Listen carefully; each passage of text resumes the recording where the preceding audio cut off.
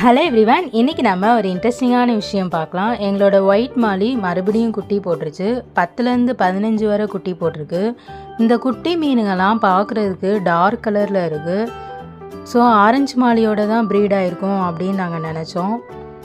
இந்த குட்டி மீனுங்களை பாருங்களேன், அசையாமல் ஒரே இடத்துல இருக்குதுங்க. ஸோ இதுக்கெலாம் காரணம் அம்மா மீனே அதுங்களை சாப்பிட்ரும் அப்படின்னு சொல்லி தான் அப்படி இருக்குதுங்க.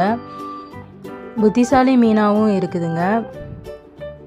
எங்ககிட்ட இருக்கிற பிளாக் மாலி சர்வைவ் ஆகலை. ஆரஞ்சு மாலி நல்லா தான் இருக்குது. ஜீப்ரா ஃபிஷ்ஷும் ஆரோக்கியமாக தான் இருக்குதுங்க. ஸோ குட்டி போட்டதுமே நம்மளோட முதல் வேலை அந்த குட்டியை தனியாக ஒரு டப்பாவில் மாற்றிடுறது தான். இப்போ இந்த குட்டி மீனுங்களெல்லாம் தனியாக ஒரு டப்பாவில் மாற்றிடலாம். குட்டி போட்டதுமே சில மீனுங்கள்லாம் சர்வே ஆகாமல் தான் இருந்துச்சு. ஸோ அதை விட்டுட்டு இருக்கிற மீனை நம்ம மாற்றிடுவோம்.